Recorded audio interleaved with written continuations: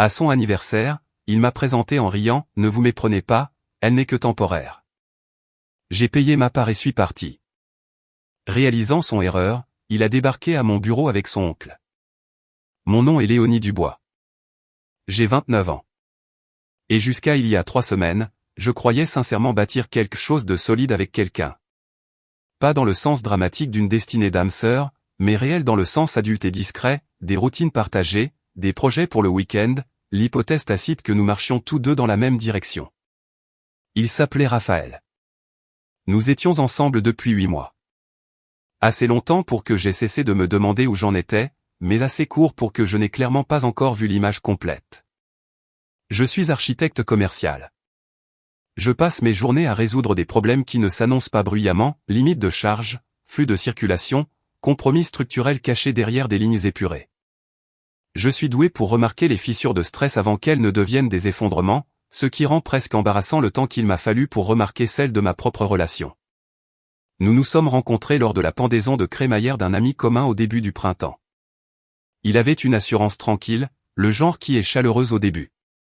Il posait des questions intelligentes, écoutait juste assez longtemps pour vous faire sentir intéressante. Quand il me souriait, cela semblait intentionnel. En quelques semaines, nous étions inséparables le week-end. Raphaël travaillait dans la vente pharmaceutique, conférences, voyages, des histoires d'hôtels qui se mélangeaient toutes. Il parlait beaucoup de sa famille, de leur proximité, de la fréquence de leurs réunions. J'aimais ça. La mienne était dispersée, fonctionnelle, mais distante. J'avais toujours admiré les gens qui appartenaient à un endroit avec une telle aisance. Les premières fissures étaient minimes. Une remarque par-ci, une plaisanterie par-là. Léonie est brillante, disait-il à ses amis, avant d'ajouter en riant, mais ne lui demandez pas de desserrer une vis. Elle engagera quelqu'un. Les gens riaient. Je souriais. C'était anodin. Je me disais que, une autre fois, elle n'est pas vraiment sportive. Plutôt des plans et des tableurs. Encore un rire, et moi souriant une seconde trop tard. Ce qui me dérangeait n'était pas les mots. C'était le regard dans ses yeux lorsque les gens réagissaient. La satisfaction, comme s'il venait de marquer un point. À la mi-été, cela s'est intensifié. Il oubliait de me présenter lors des rassemblements, restait à côté de moi, le bras autour de ma taille, pendant que je planais sans nom en marge des conversations. Quand je l'ai mentionné plus tard, doucement, il a ri, tu surpenses. Tu es si sensible parfois. J'ai arrêté d'en parler. Je travaillais plus tard, passais plus de temps à la salle de sport, me disais que les relations exigeaient de la flexibilité, que je devais juste développer une peau plus épaisse. Son dîner d'anniversaire a eu lieu fin novembre, dans un restaurant italien haut de gamme du centre-ville, avec des briques apparentes, un éclairage tamisé, le genre d'endroit qui vous faisait sentir légèrement mal habillé peu importe ce que vous portiez. Il l'avait organisé de manière obsessionnelle, mise à jour de la liste des invités, débat sur les tenues, agencement des sièges. Il m'avait demandé d'arriver en avance pour aider à accueillir les gens. Je suis arrivé à 18h30 dans une robe anthracite que j'avais fait tailler cette semaine-là, tenant un cadeau que j'avais mis beaucoup trop de temps à choisir, une boussole vintage qu'il avait admirée quelques mois plus tôt. Quelque chose de symbolique, de réfléchi. « Tu es jolie », dit-il en entrant, sans vraiment me regarder. Son attention était déjà ailleurs. Environ 20 personnes remplissaient la longue table. Amis, famille. Je reconnaissais quelques visages. La plupart étaient des inconnus. Raphaël se déplaçait dans la pièce comme s'il était sur scène, riant fort, touchant les épaules, captant l'attention. Je me tenais près du bar, sirotant un verre, engageant une conversation polie avec son cousin sur les tendances immobilières et les taux d'intérêt. Vers 19h30, il tapa sur son verre. La pièce se tut immédiatement. Tout le monde se tourna vers lui, souriant. Il me désigna, « Voici Léonie », dit-il avec entrain. Ma petite amie. Sourire, quelques hochements de tête, quelqu'un leva un verre. Puis il ajouta avec ce même sourire sans effort, « Ne vous méprenez pas, juste temporaire. » Pendant une demi-seconde, la pièce fut silencieuse. Puis elle explosa. De vrais rires, forts, débridés. Quelqu'un frappa sur la table. Sa sœur faillit s'étouffer avec sa boisson. Une voix de l'arrière cria son nom en fausse indignation, ce qui ne fit qu'empirer les choses. Je restais là, la chaleur inondant mon visage, puis se vidant complètement. Raphaël ne me regardait plus. Il savourait l'instant. Les applaudissements, la validation. Je posais mon verre. Mes mains étaient stables. Je marchais jusqu'au comptoir, payai ma part, et sortis. Derrière moi, les rires se fondaient dans la conversation. Dehors, l'air froid frappa mon visage comme un redémarrage, et pour la première fois en 8 mois, je sentis quelque chose de clair percer le bruit. Pas de la colère, pas un chagrin d'amour, mais de la clarté. La porte se referma derrière moi avec un bruit sourd et étouffé, scellant la chaleur et le bruit à l'intérieur. L'air de novembre était vif, immédiat. Il dépouilla tout jusqu'à la sensation, le froid sur mes joues, le bruit de la circulation, mon souffle devenant visible sous les lampadaires. Je restais là une seconde de plus que nécessaire, comme si mon corps avait besoin de la preuve que j'étais vraiment dehors, que j'étais réellement parti. À l'intérieur de ce restaurant, Raphaël riait probablement à nouveau. Quelqu'un aurait déjà commandé une autre tournée de vin. La vie se serait refermée sans moi. Mon téléphone vibra dans la poche de mon manteau. Je ne regardais pas. Il vibra encore et encore. Je marchais 3 pâtés de maison jusqu'à l'endroit où j'avais garé ma voiture, mes talons claquant sur le trottoir avec un rythme trop fort pour le calme que je ressentais soudainement à l'intérieur. Quand j'atteignis ma voiture, je m'assis au volant sans démarrer le moteur, les mains mollement posées sur mes genoux. Le téléphone continuait de vibrer. À travers le pare-brise, je pouvais voir le restaurant au loin. Une lumière dorée douce se répandait sur la rue, des silhouettes bougeaient derrière les fenêtres. Un couple passa devant ma voiture, riant, leurs épaules pressées l'une contre l'autre. Le son parvint à travers la vitre, déformé, mais indubitablement intime. Je me sentis étrangement détaché, comme si j'étais sorti de ma propre vie et que je la regardais se poursuivre sans moi. Je démarrai le moteur et rentrai chez moi. Au moment où je déverrouillais la porte de mon appartement, mon téléphone affichait 17 appels manqués et plus de SMS que je ne voulais compter. La plupart de Raphaël, quelques-uns provenant de numéros que je reconnaissais comme étant ceux de ses amis, un de son cousin. « Tu vas bien ?» Je n'ouvris aucun d'eux. Je posai mon téléphone, écran vers le bas, sur le comptoir de la cuisine, me versai un verre de whisky, la bonne bouteille que je gardais pour quelque chose qui semblait mériter, et m'assis sur le canapé avec les lumières éteintes. L'écran s'allumait sans cesse. Chaque vibration était comme une petite insistance pour que je m'explique, que je justifie avoir quitté une pièce où j'avais été réduite à une simple blague. La curiosité finit par l'emporter. Je pris le téléphone. « Léonie, où es-tu allée ? Tu es sérieusement en train de partir maintenant ? Appelle-moi. » Quelques minutes plus tard, le ton changea. C'était une blague. « Tu es ridicule. Tout le monde pense que tu as réagi de manière excessive. » Puis celui qui me serra la poitrine, « Tu m'as embarrassé devant toute ma famille. » Je lus le message 2 fois. Je l'avais embarrassé, lui. Je reposai le téléphone avec précaution, comme s'il pouvait se briser si je n'étais pas délicate, et je l'éteignis complètement. Le silence soudain parut lourd mais propre. Cette nuit-là, je ne pleurais pas. Je restais allongé dans mon lit, fixant le plafond, rejouant le moment encore et encore. Le rire, la façon dont il n'avait même pas jeté un regard vers moi après, la certitude dans sa voix quand il avait dit temporaire, comme si c'était un fait qu'il attendait de révéler. Dimanche passa dans un flou de distraction délibérée. Je fis une longue course dans le parc, du genre où vos poumons brûlent et vos pensées finissent par lâcher prise. Je nettoyais mon appartement avec une concentration frôlant l'obsession, frottant les plaintes, réorganisant des placards que je n'avais pas touchés depuis des mois. C'était comme reconquérir un territoire. Ce soir-là, je commandai thaïlandais, mis un documentaire que je ne regardais qu'à moitié, et essayai de ne pas penser au fait que mon téléphone était toujours éteint. Vers 20h, je le rallumai. Il y avait un message vocal de Raphaël. Sa voix était tendue, sèche, une colère contenue à peine dissimulée. « Je ne sais pas quel est ton problème, dit-il, mais tu m'as fait passer pour un idiot le jour de mon anniversaire. Les gens n'ont pas cessé de demander où tu étais passé. J'ai dû trouver des excuses pour toi. Rappelle-moi pour qu'on puisse en parler comme des adultes. » Je le supprimai sans hésitation. Puis je bloquai son numéro. Quand j'allais me coucher cette nuit-là, quelque chose en moi se calma enfin. Pas la paix, pas encore, mais la résolution. Lundi matin arriva sans cérémonie. Pas de gueule de bois dramatique, pas de vague de regret, juste le son de mon réveil, la lumière grise filtrant à travers les stores, et la faible conscience que quelque chose de fondamental avait changé pendant que je dormais. Je restai allongé un moment, fixant le plafond, faisant l'inventaire de moi-même. Ma poitrine était serrée, mais pas de la manière paniquée que j'avais anticipée. C'était plutôt la douleur après avoir tenu quelque chose de lourd trop longtemps et l'avoir enfin posé.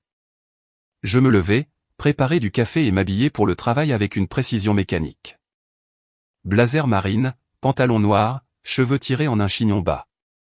La version de moi qui savait fonctionner, même quand les choses s'effondraient. Le trajet vers le centre-ville parut surréel. Les feux de circulation changeaient. Les gens traversaient les rues. La ville continuait, inconsciente que ma chronologie personnelle s'était brisée en deux. Mon bureau était situé dans un bâtiment plus ancien avec de hauts plafonds et des fenêtres qui laissaient passer l'air, qui ne se fermaient jamais parfaitement en hiver. J'aimais ça pour cette raison. Ce n'était pas en train d'essayer d'être parfait. Il avait une histoire, une texture, un caractère. Je me plongeais dans le travail. Une proposition de développement à usage mixte devait être rendue mercredi, et la façade n'allait toujours pas.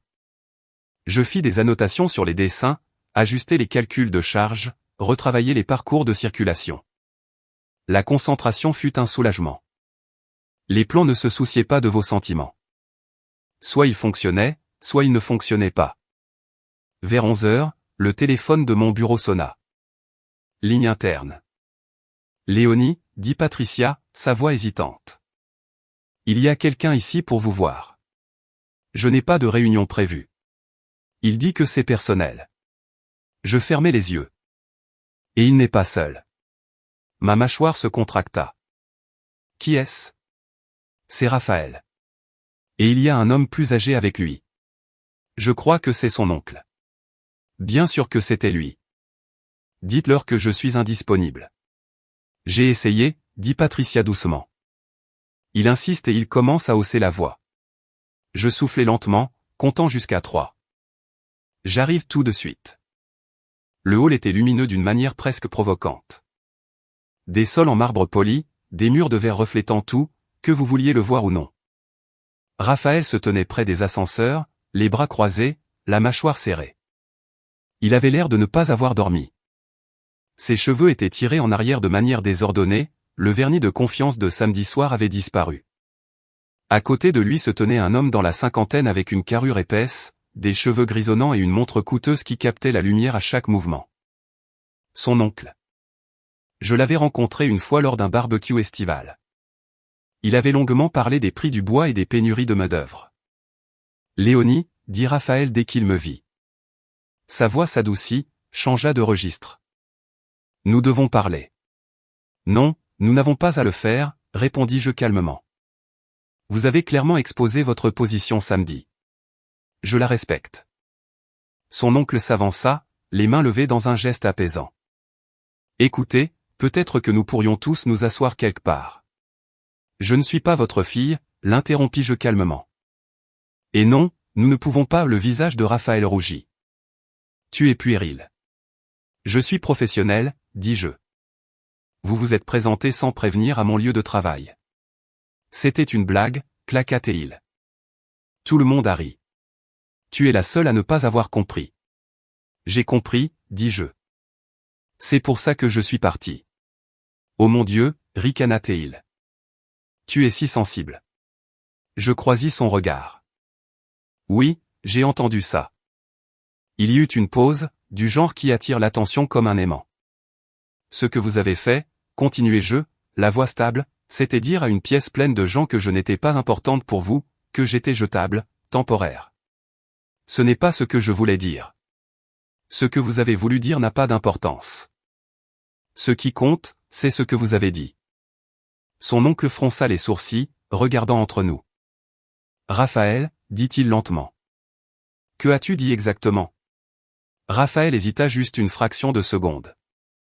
Je l'ai présenté, dit-il, et j'ai dit que c'était temporaire. C'était du sarcasme. Ça ne ressemblait pas à du sarcasme, dis-je. Ça ressemblait à la vérité. C'est parce que tu es paranoïaque, répliqua Raphaël. Tu as toujours été paranoïaque quant à ce que les gens pensent. Peut-être, dis-je doucement. Parce que vous avez passé 8 mois à me donner des raisons de l'être. Patricia faisait semblant d'être très occupée derrière le bureau. Un collègue ralentit près de l'entrée, consultant son téléphone un peu trop délibérément. L'oncle s'éclaircit la gorge. Je pense qu'il y a eu un malentendu ici. Il n'y en a pas eu, dis-je. Je suis au travail. Vous devez tous deux partir. Les yeux de Raphaël étaient vitreux maintenant, la colère et autre chose scintillant en dessous. Tu es en train de jeter 8 mois pour ça. Vous l'avez jeté samedi, dis-je. J'ai juste refusé de rester applaudir. Les mots semblèrent faire plus mal que prévu. Il ouvrit la bouche, la referma, puis se déchaîna. Tu es ennuyeuse, dit-il. Petite. Tu n'as aucun sens de l'humour. Je me contentais de peu. Pendant un instant, le monde se réduisit à cette phrase. Et puis rien. Pas de douleur aiguë, aucune envie de me défendre. Juste de l'épuisement. Alors, c'est une bonne chose que vous n'ayez plus à le faire, dis-je. Je me retournai et retournai vers mon bureau. Derrière moi, j'entendis son oncle murmurer quelque chose de bas et d'urgent. Les portes de l'ascenseur s'ouvrirent avec un léger carillon. Je ne regardai pas en arrière. Je n'eus pas le temps de faire 10 pas dans mon bureau avant que mes mains ne commencent à trembler. Pas visiblement, pas assez pour que quelqu'un qui passait le remarque, juste assez pour que je doive m'asseoir et presser mes paumes à plat sur le bureau, m'ancrant dans son bord solide. Le mur de verre reflétait mon visage, composé, neutre, professionnel. Si je n'avais pas été dans mon propre corps, j'aurais pu y croire. Je fixai mon écran pendant une bonne minute avant que les chiffres et les lignes n'arrêtent de se mélanger. Puis je retournai au travail. Pas parce que je me sentais forte, mais parce que m'arrêter aurait été lui laisser prendre une chose de plus. Quelques minutes plus tard, le téléphone de mon bureau sonna à nouveau. Léonie. La voix de Patricia était plus douce cette fois. Prudente. Ils sont partis. Merci. Elle marqua une pause. Pour ce que ça vaut, il était complètement déplacé. Je sais, dis-je, et je le pensais vraiment. Dites-moi s'il revient. J'appellerai la sécurité. Ils ne reviendront pas, répondis-je. Je n'étais pas sûr de mon assurance, mais elle était là. Ils ne revinrent pas. Le reste de la journée passa en fragments, email répondu, une réunion à laquelle j'ai à peine assisté, des annotations terminées presque automatiquement. La mémoire musculaire prenant le relais quand mon esprit refusait de coopérer. Quand 17 heures sonnèrent, je rangeai lentement, délibérément. Pas de précipitation, pas de sortie dramatique. Dehors, l'air s'était adouci. La ville avait l'air de toujours, imperturbable, indifférente. Je marchai jusqu'à ma voiture et restai assise un instant avant de tourner la clé, laissant le calme s'installer à nouveau. Ce soir-là, mon appartement semblait différent. Pas vide, juste à moi. Je cuis quelque chose de simple, mangeai au comptoir au lieu du canapé, et résistai à l'instinct de vérifier mon téléphone toutes les quelques minutes. Raphaël était bloqué. Ses amis n'avaient pas essayé à nouveau. Le silence semblait mérité. Au milieu de la semaine, un message arriva de Léandre, l'une des rares personnes avec qui je me sentais toujours à l'aise dans son cercle. « Salut, j'ai entendu ce qui s'est passé. Je voulais juste prendre de tes nouvelles. Ça va ? » Je fixai l'écran plus longtemps que nécessaire avant de répondre. « Oui, ça va. » La bulle de saisie apparut presque immédiatement. Pour ce que ça vaut, beaucoup d'entre nous ont trouvé ce qu'il a dit était foutu. On ne savait juste pas quoi faire sur le moment. Je soufflai lentement. « C'est bon, tapez-je. »« Vraiment ? » ?»« Non, répondit-il. Et honnêtement, ce n'était pas nouveau. Il a été bizarre avec toi pendant un moment, comme s'il voulait être avec toi, mais voulait aussi que tout le monde sache qu'il pouvait faire mieux. C'était inconfortable à regarder.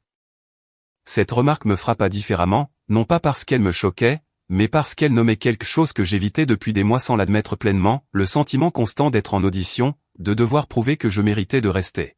« Merci de me le dire », lui écrivis-je en retour. « J'apprécie. » Après cela, la journée s'installa dans un rythme plus calme. Travail, salle de sport, maison. J'ai recommencé à dessiner le soir. Rien pour les clients, rien qui devait être justifié. Juste des lignes, des formes, des bâtiments qui n'avaient pas besoin de permission pour exister. Mon appétit revint. Mon sommeil s'approfondit. Je remarquai à quel point je portais de tension dans mes épaules, et comment elles commençaient lentement à se relâcher. 2 semaines après le dîner, j'étais dans un café près de mon appartement quand je vis son frère, Théo. Il était devant moi dans la file. Quand il se retourna avec sa boisson, nos regards se croisèrent. Il se figea une seconde, puis s'approcha. « Léonie, dit-il. Tu as 1 minute ?» Je fis un signe de tête vers une table près de la fenêtre. Il s'assit, visiblement mal à l'aise. « Je ne suis pas ici pour le défendre, dit-il rapidement. » Ce qu'il a dit était complètement tordu. On a eu une énorme dispute à ce sujet cette nuit-là. « D'accord, dis-je prudemment. Il ne va pas très bien, ajouta Théo. Mais ce n'est pas pour ça que je suis là. Je voulais juste que tu saches que tu n'avais tort sur rien de tout ça. J'ai étudié son visage. Il avait l'air fatigué. Honnête. Merci, dis-je, et je le pensais aussi. Quand il partit, je restai assise encore un moment, regardant les gens passer devant la fenêtre. Des couples, des familles, des chiens tirant sur leur laisse, la vie avançant sans attendre que quelqu'un rattrape son retard. Je ne me sentais pas triomphante, juste lucide. Et pour la première fois depuis cette nuit-là, je savais avec certitude que j'avais fait le seul choix qui me permettrait de me garder intacte. L'étrange chose avec la clarté, c'est qu'elle n'arrive pas d'un coup. Elle vient par bribes. Des confirmations silencieuses, de petits moments qui s'accumulent jusqu'à ce que l'image ne puisse plus être ignorée. La semaine qui suivit l'apparition de Raphaël à mon bureau se déroula sans incident, pas d'appel de numéros inconnus, pas de messages surprises perçant les listes bloquées. Pas d'excuses dramatiques livrées par des intermédiaires, juste le silence. Au début, je pris cela pour de la paix. Puis je réalisai que c'était autre chose. Les gens savaient.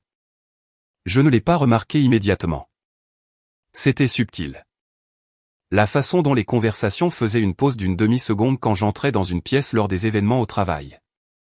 La façon dont certaines connaissances mutuelles semblaient soulagées quand elles me voyaient, comme si elles avaient espéré que je ne disparaisse pas complètement. Mercredi soir, après une longue journée de révision et un appel client qui s'était éternisé, je m'arrêtai à la salle de sport près de mon bureau. Rien d'intense, juste assez de mouvement pour rappeler à mon corps qu'il était toujours le mien. Alors que j'essuyais une machine, quelqu'un cria mon nom. Je me retournai pour voir Evan, un ami d'un ami que j'avais rencontré quelques fois par l'intermédiaire de Raphaël. Nous n'avions jamais été proches, mais il avait toujours été poli de cette manière réservée, observateur, prudent avec ses mots. « Salut, dit-il. Ça va ?» Je hochai la tête. « Oui, ça va. » Il hésita, puis regarda autour de la pièce comme s'il vérifiait s'il y avait des témoins. « J'espère que ce n'est pas bizarre, mais je suis contente que tu sois parti. » Je clignai des yeux. « Tu y étais ? » « Oui, dit-il. » La table était un désastre après, pas le genre amusant. Il secoua la tête. Ce qu'il a dit n'était pas drôle. C'était cruel. Beaucoup de gens ressentaient cela. On ne l'a juste pas dit à voix haute à l'époque. Je laissai cela en suspens. J'aurais dû dire quelque chose, ajouta-t-il. Nous aurions tous dû. Vous ne me devez rien, dis-je, et je le pensais. Il sourit, soulagé, puis me laissa à mon entraînement. Mais ces mots restèrent avec moi plus longtemps que la sueur refroidissant sur ma peau. Ce soir-là, je fis défiler mes messages, les anciens cette fois. Des conversations que j'avais archivées, des moments que j'avais écartés, des blagues qui tombaient juste un peu mal, des compliments qui venaient avec des qualifications, des excuses que j'avais acceptées sans questionner. Les schémas sont évidents une fois qu'on arrête de les justifier. Vendredi, un email arriva d'un contact professionnel m'invitant à un petit mixé de l'industrie la semaine suivante. J'ai failli refuser par habitude, par cette vieille pulsion de réduire mon calendrier pour qu'il reste gérable. Puis j'acceptai. Le mixé avait lieu dans un entrepôt converti du centre-ville. Poutres apparentes, longue table commune, des gens jonglant avec des verres et des cartes de visite, essayant d'avoir l'air détendu tout en calculant chaque chose. J'étais à mi-chemin d'une conversation sur la réutilisation adaptative quand quelqu'un toucha légèrement mon coude. Léonie. Je me retournai pour voir Marc, une autre connaissance mutuelle du cercle de Raphaël. Quelqu'un avec qui j'avais toujours ressenti un malaise léger sans savoir pourquoi. Je voulais juste dire, commença-t-il en baissant la voix. Je suis désolé pour ce qui s'est passé. J'étudiais son visage, cherchant un angle. Il n'y en avait pas. Je ne savais pas à quel point c'était grave, continua-t-il. Mais après le dîner, les choses ont commencé à avoir du sens. Les blagues, la façon dont il parlait de toi quand tu n'étais pas là. Mon estomac se serra. Comment parlait-il de moi? Marc grimaça. Comme si tu étais provisoire, comme s'il attendait de voir si quelque chose de mieux arrivait. C'était là, exposé, sans phare. Je ne réalisais pas à quel point cela t'affectait jusqu'à ce que tu partes, dit-il. Ton départ a forcé les gens à le voir. Je le remerciais et m'excusais, sortant dans l'air frais de la nuit. Je m'appuyais contre le mur de briques et fermais les yeux. Ça faisait mal, mais cela confirmait aussi quelque chose d'important. Je n'avais pas imaginé le déséquilibre. Je n'avais pas été trop sensible. Je n'avais échoué à aucun test invisible. J'avais simplement dépassé une situation qui était construite pour me maintenir petite. Le dimanche suivant, j'ai rencontré ma sœur pour un brunch. Nous nous sommes assises près de la fenêtre d'un café tranquille, la lumière du soleil coupant la table en ligne nette. « Tu as l'air différente », dit-elle en m'étudiant par-dessus son café. « Différente ? Comment ? » « Plus légère, » répondit-elle. « Comme si tu ne te préparais plus à quelque chose. » Je souris. J'ai arrêté d'attendre la permission. Elle hocha la tête, comprenant plus que ce que j'avais dit. Plus tard dans l'après-midi, alors que je réorganisais une étagère dans mon salon, je trouvai le reçu cadeau de la boussole que j'avais acheté pour Raphaël. Je le fixai un long moment, puis le pliai soigneusement et le jetai à la poubelle. Je n'avais plus besoin du symbole. À la fin de la semaine, l'histoire s'était solidifiée dans mon esprit. Pas une trahison dramatique, pas une histoire à ne pas imiter pour les autres, juste un moment de vérité livré publiquement et une décision prise en privé. Les gens finiront par vous dire qui ils sont. Parfois, ils le font avec un sourire dans une salle pleine de rire. Ce qui compte, c'est ce que vous faites une fois que vous les entendez clairement. Je ne m'attendais plus à avoir de nouvelles de la famille de Raphaël. Ce chapitre me semblait clos, scellé par le silence et la distance, le genre de fin propre qui n'invite pas à des suites. Alors, quand mon téléphone vibra tard un mardi après-midi avec un numéro inconnu, je faillis le laisser aller à la messagerie vocale. Failli. Léonie, dit une voix d'homme quand je décrochai. Prudent, mesuré. C'est Richard, l'oncle de Raphaël. Je sentis mes épaules se tendre instinctivement. Je ne prendrai pas beaucoup de votre temps, continua-t-il. Je pensais juste que vous méritiez d'entendre quelque chose. Et Raphaël ne les dira pas lui-même. C'était ça, l'aveu avant l'aveu. Nous nous rencontrâmes le lendemain dans un café tranquille près de son bureau. Il avait l'air plus âgé que je ne m'en souvenais, fatigué d'une manière qui n'avait rien à voir avec l'âge. Je n'ai pas compris ce qui s'est passé cette nuit-là, dit-il après que nous nous soyons assis. Je pensais que vous aviez eu une petite dispute, que les émotions étaient fortes. J'ai même pensé que l'alcool y était peut-être pour quelque chose. Et puis j'ai demandé. Et puis Raphaël a finalement répété ce qu'il a dit, répondit Richard mot pour mot. Il marqua une pause, la mâchoire serrée. J'étais furieux. Je n'ai rien dit. Je n'avais pas besoin de le faire. Il a essayé de minimiser les choses, continua Richard. Il a dit que c'était de l'humour, du sarcasme. Tout le monde a ri, dis-je doucement. Oui, hocha-t-il la tête. Et c'est la partie que je regrette le plus, ne pas l'avoir arrêté. Il se pencha en arrière sur sa chaise, expirant. Raphaël a toujours été insécurisé. Il le cache en se plaçant au centre de la pièce, en plaçant les autres juste légèrement en dessous de lui. Je pensais à toutes ces blagues, à tous ces moments que j'avais balayés. Nous l'avons laissé s'en tirer, dit Richard, parce que c'était plus facile que de l'affronter. Je pris une gorgée de mon café, laissant l'amertume me servir d'ancrage. Pourquoi me dites-vous cela? Parce que vous êtes parti, dit-il simplement, et cela a forcé une confrontation. Le nom de Raphaël était apparu plus d'une fois dans les conversations familiales depuis le dîner, pas par colère contre moi, mais par inquiétude pour lui, pour des schémas que personne ne voulait nommer auparavant. Il ne s'attendait pas à des conséquences, admit Richard. Il pensait que tu te calmerais, que tu reviendrais. Je croisai son regard. Il avait tort, dit-il. Oui, il l'a dit. Nous fûmes assis dans le silence un moment, pas inconfortable, juste définitif. Je ne vous contacterai plus, dit Richard en se levant. Mais je voulais que vous sachiez que vous n'aviez pas tort et que vous n'étiez pas déraisonnable. Après son départ, je restai à table plus longtemps que nécessaire, regardant la porte se refermer derrière lui. Cette conversation n'a pas apporté de clôture, mais elle a apporté une confirmation. Plus tard dans la semaine, le frère de Raphaël, Théo, m'envoya un dernier SMS. Il déménage. Le message disait « Mutation pour le travail, autre ville ». Je pense qu'il a besoin d'un nouveau départ. Je fixai l'écran, puis tapai en retour « J'espère qu'il trouvera ses réponses ». Et je le pensais, de la manière lointaine et détachée avec laquelle on souhaite une croissance à quelqu'un dont on n'a plus besoin d'être témoin. Ce soir-là, je me tins à ma table à dessin et regardai un ensemble d'esquisses que j'avais évitées. Des lignes audacieuses, des angles sans excuse, un design que j'aurais remis en question des mois auparavant. Je n'hésitais pas maintenant. Je l'ancrais. Parfois, les gens ne se brisent pas d'un coup. Parfois, ils se fracturent silencieusement derrière des portes closes, dans des conversations que vous n'entendez jamais. Et parfois, la chose la plus forte que vous puissiez faire est de partir avant que les fissures ne deviennent votre responsabilité. Le changement ne s'annonça pas. Il n'y eut aucun matin où je me levai transformé. Aucun moment cinématographique où tout devint soudainement clair. Au lieu de cela, il s'infiltra à travers les jours ordinaires, réarrangeant les choses silencieusement pendant que je ne regardais pas. Je le remarquai d'abord au travail. Je pris davantage la parole en réunion. Pas plus fort, juste plus clairement. Quand quelque chose ne fonctionnait pas, je le disais. Quand une idée méritait sa place, je ne m'excusais pas de la prendre. La proposition à usage mixte que j'étais en train de réviser fut finalement envoyée vendredi. Claire, confiante, sans compromis.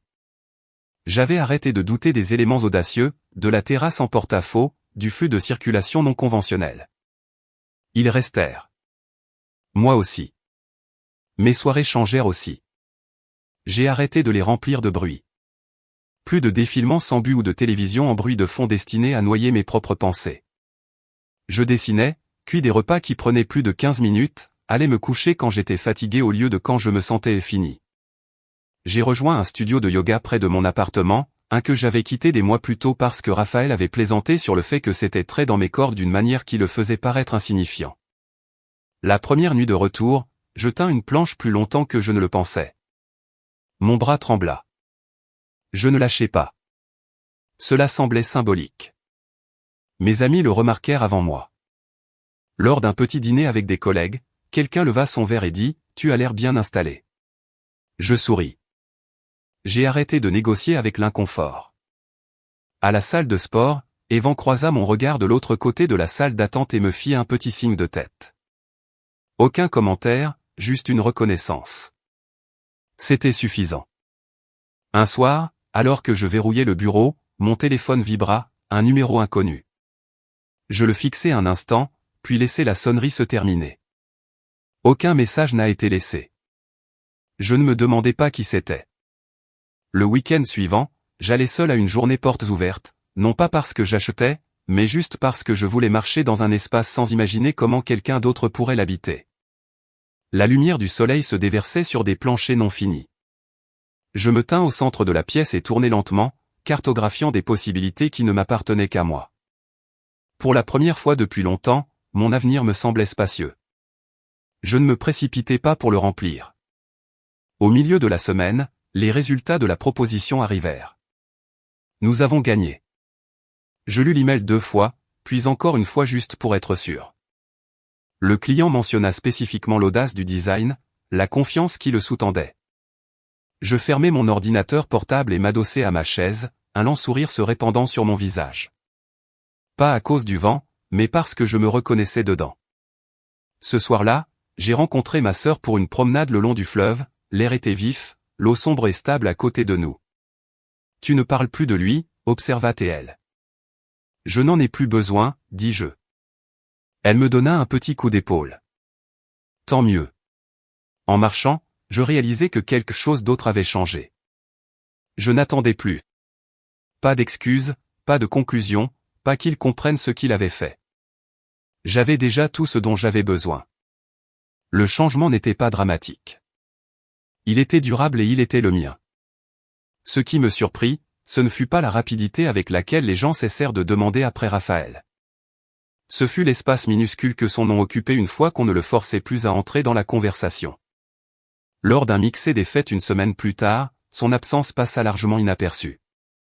Les conversations coulaient autour du travail, des plans, des rénovations, des voyages. Si quelqu'un le mentionnait, c'était en passant, comme une note de bas de page qui n'avait plus besoin d'explication. Je me tenais près du bar, discutant des réglementations de zonage et des calendriers de projets, et réalisais quelque chose de calmement important. Personne ne me regardait plus avec pitié. Personne n'attendait de réaction. La vie s'était rééquilibrée. Plus tard dans la soirée, Léandre me trouva près du vestiaire. « Ça va ?» demanda-t-il avec décontraction. Pas de voix basse, pas de formulation prudente. « Oui » dis-je. « Vraiment. » Il hocha la tête, acceptant cela sans essayer d'y ajouter quoi que ce soit. C'était nouveau. Les gens avaient cessé de sentir qu'ils devaient me tenir au courant, m'avertir ou remplir le silence de commentaires. J'aimais ça. Les jours suivants parurent ouverts d'une manière que je n'avais pas connue depuis longtemps.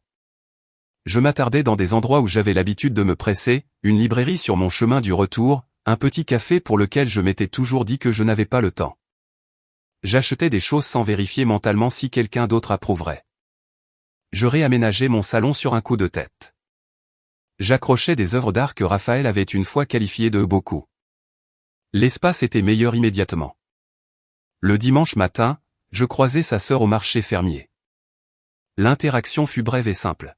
« Je suis désolé » dit-elle. Pas de qualification, pas d'excuse. « Merci » répondis-je. Nous ne sommes pas restés là à ressasser quoi que ce soit. Nous n'avons pas fait semblant d'être amis. Nous avons reconnu le passé et l'avons laissé là où il appartenait. En m'éloignant, portant du pain encore chaud du four et des fleurs sans raison particulière, je remarquai à quel point mes mains étaient légères. Je n'avais rien gagné. Je ne l'avais pas exposé, corrigé les faits, ni exigé de compte. J'avais simplement cessé de participer, et j'ai réalisé que c'était la fin la plus nette que j'aurais pu m'offrir. Certaines personnes confondent le silence avec la faiblesse. Mais parfois, le silence est ce qui se passe après que vous avez dit tout ce qui compte. La dernière fois que j'ai pensé à cette nuit-là, vraiment pensé, sans sourciller ni me précipiter au-delà du souvenir, c'était des semaines plus tard, au milieu d'une réunion de conception. Un client demandait quelque chose de sûr, de prévisible, quelque chose qui ne ferait pas lever les sourcils ou inviter à des questions. J'ai écouté, hoché la tête, pris des notes. Puis je me suis surprise. Je pense que nous sous-estimons l'espace, dis-je calmement. La salle devint silencieuse, pas inconfortable, mais attentive. Je leur présentais l'idée, des lignes plus audacieuses, des transitions plus nettes, une disposition qui supposait la confiance au lieu d'en demander la permission. Pendant que je parlais, je réalisais que je ne vendais pas seulement un design. Je nommais un changement. Après la réunion, je m'assis seul à mon bureau, regardant la ville. Verre, béton et acier. Toutes ces choses que les gens croient permanentes jusqu'à ce qu'elles ne le soient plus. J'ai pensé à Raphaël à ce moment-là, pas avec colère, pas avec regret, mais avec distance. J'ai compris quelque chose que je n'avais pas compris auparavant. Quand il m'avait qualifié de temporaire, il ne me décrivait pas. Il se révélait. Certaines personnes ne savent se sentir en sécurité que si elles se tiennent sur les épaules de quelqu'un d'autre. Elles rendent les autres provisoires pour ne jamais avoir à s'engager à les voir comme réelles. J'avais passé 8 mois à me faire plus petite, plus douce, plus facile à garder sans effort. Et au moment où il a dit à voix haute la chose tacite, quand il a transformé son mépris en spectacle, cela m'a apporté la clarté au lieu de la honte. Les gens me demandent maintenant, quand l'histoire ressort par bribes, si je regrette la façon dont j'ai géré la situation, si j'aurais aimé rester et l'affronter devant tout le monde, le forcer à s'expliquer, le forcer à s'excuser. Je ne regrette rien. Partir a été la ligne la plus nette que j'ai pu tracer. Elle disait tout sans cruauté, sans spectacle, sans faire de moi quelque chose que je n'étais pas. Je n'avais pas besoin qu'il reconnaisse sa faute. J'avais besoin d'arrêter d'accepter la faute. Plus tard cette semaine-là, je retournais à ma table à dessin et terminais un concept que je contournais depuis des mois. Il était non conventionnel, confiant, un peu intimidant, et il me semblait parfaitement juste. C'est alors que ça s'est installé définitivement. Non pas comme une leçon, ni comme une conclusion, mais comme une vérité. Je n'ai jamais été temporaire. J'étais juste dans un endroit qui ne pouvait pas me contenir.